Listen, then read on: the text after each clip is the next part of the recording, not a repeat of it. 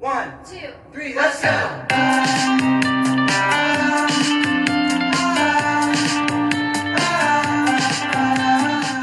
Hello to all my fabulous writers and readers. Thank you for joining me today. If you are returning, thank you so much and welcome back to another episode of me. If you're brand new, a happy hello to all of you guys. And so today's topic is color as symbolisms or color symbolism, and how author use it as a tool to tell us as readers a story, a storytelling, a movie, a novel, whatever story it is. And you know what? I love pen shopping because there are so many fabulous colors, right?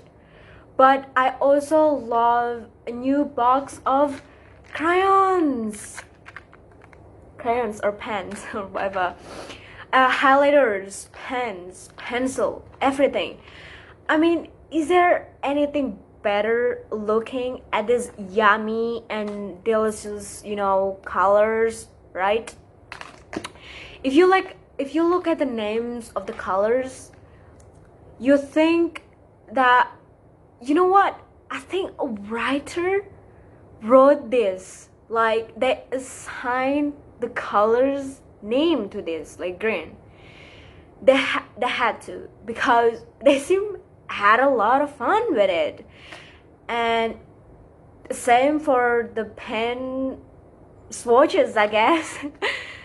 And there are just so many reds, blacks, blues, red, yellow, greens, purples. Did I name them all? No, sure.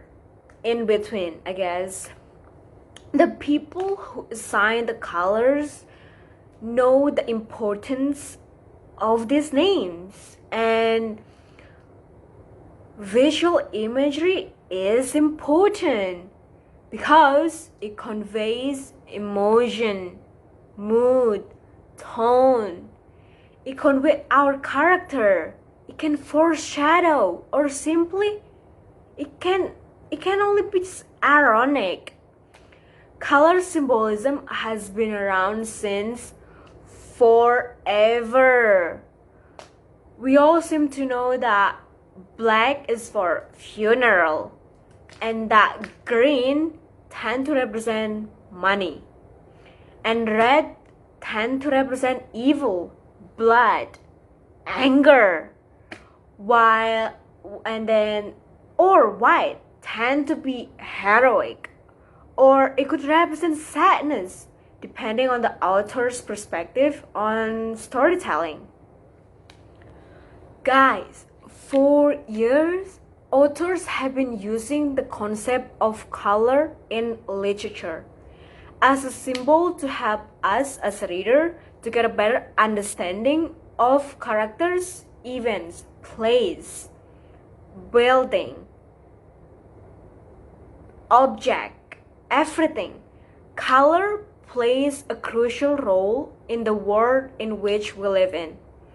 Color can sway thinking, change action, and cause reaction, anger, sadness, mad.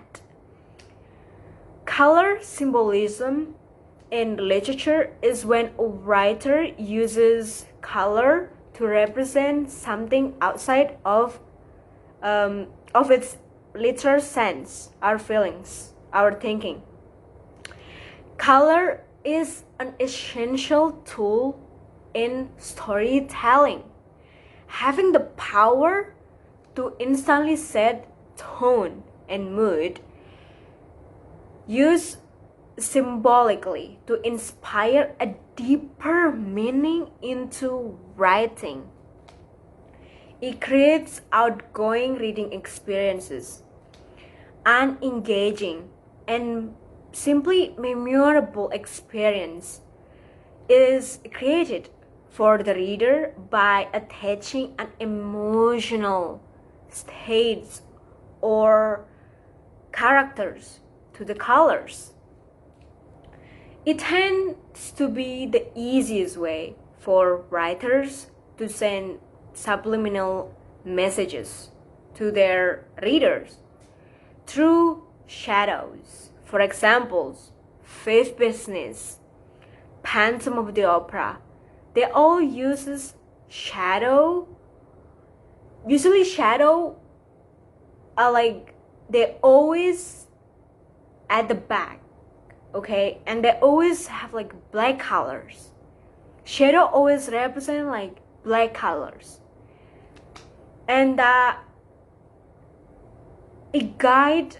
So these colors and this shadow and these previous examples that I've mentioned guide our feelings about certain characters, places, and events, while allowing us to visualize a complex subjects. And we all interpret color in certain ways that are used to express ideas. Visual imagery is important, and all these colors are basically in every novels that we've read, or a movie that we watch, or a places that we went, or an object that we touch every day, or a person who we knows. I have an examples of a book and novels, poems, paintings that represent color, and that we as reader have to understand what is the meaning behind that color. For example, The Color of Purple by Alice Walker is a compliment novel that has won the Pulitzer Prize in 1983. After the novel was published, it has received wide attention from critics and readers. The novel was criticized, among other things, for being overly descriptive of lesbian love, towards portraying negative images of the African American males in a black society. It was also admired, especially by feminist critics, for its focus on women's resilience and the power of sisterhood. And this is one of my favorite books. The Color Purple portrays all the good in the world that God's create for man and woman to enjoy. At first, Sally, the main character in The Color Purple, has no sense of the meaning of the color purple. She has such a dreadful life.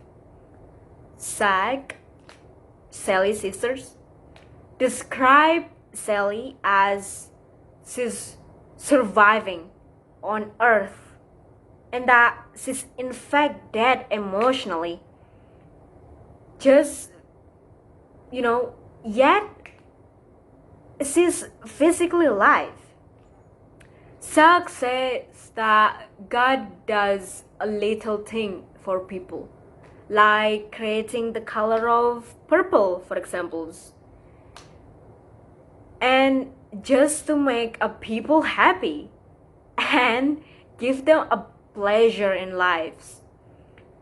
God wants people to notice about the beauty of his or her own creation. Instead, she said enjoying the beauty of creation means all of God's creation, including sex. Zuck educated Sally that enjoying life is exactly what God wants us to do, which it's a way of expressing our love to God. At the same time, as Sally does learn to love life, she decorated her bedroom in her own home as purple and red, as she's sort of knowing what the color purple means to her. So the second novel that I'm going to talk about is the most iconic book, which is The Great Gatsby. So the use of color in The Great Gatsby, there are 6 main color in the novel that I've loved, which is green, white, red, yellow, blue, which is my favorite color, and gray. They make the novel more vivid, more colorful, more enjoyable for readers to read, and dreamlike, more visionary, and more profound. Green, especially green, it symbolizes Gatsby's original dreams and hopes. Guys, who doesn't love the Jazz Age era? Can you imagine? It's the most iconic, era in the century, honestly. So anyway, let's move on. The Great Gatsby was originally written in 1925. It was a really good book of illustration of the mood of the Jazz Age era, and it was praised by many famous writers and critics. The novel applies a lot of symbols and run through the whole novel and play a lot of important role by the characters, events, the societies, the use of color symbolisms, especially. And the major colors in The Great Gatsby include green, white, red, yellow, blue, and gray. Green is closely associated with green light. At the end of Daisy Docks, for example, it symbolizes Gatsby's deep love for Daisy and his American dreams. But as the green light is always visible and far away, it also indicates the disillusionment of his dream. His dream is faded by this green light that's far away. And while white, which is closely associated with daisies, is also not only pure but also hollow. It's like nothing. It's like white color is nothing. It's like pure and innocence, And in The Great Gatsby, it also symbolizes superficialities, hollowness, and ruthlessness, And red, it is usually related to blood, as I mentioned earlier, anger, and is closely associated with Tom in the novel, who represent the character of selfish, arrogant, barbarous, fractious, cruel, bad, And then yellow color is the most common color that appear in a novel of The Great Gatsby. Let me say it again. Yellow is the most common color that is used in The Great Gatsby. Why? It is because it symbolizes money, materialism, and a high social class as a position. Okay? For example, Dr. T.J.'s Ecclesburg, who enormously uses yellow, uses the color of yellow spectacles, and Gatsby golden tie. Second, it symbolizes luxury, greed, power, and the outer daisies as a golden woman, That is why they use yellow a lot. Third, they also represent destructive power and death, such as the yellow leaves and the yellow car. Blue symbolizes happiness, loneliness, tranquility, fantasy, such as Dr. T.J. Elkenberg. You have like blue eyes, Gatsby, blue eyes, blue garden, blue leaves, blue lawn jazz, It also called the flapper period and the roaring 20s, which is why it calls the jazz age color of innocence. As I mentioned earlier, white is nothing, like look at me, I'm wearing a white jacket because it's cold outside, by the way, but it's just white color represent like it's just nothing. It's pale, it doesn't have a color, like white, like what is that, like nothing, it's pale, doesn't have any colors.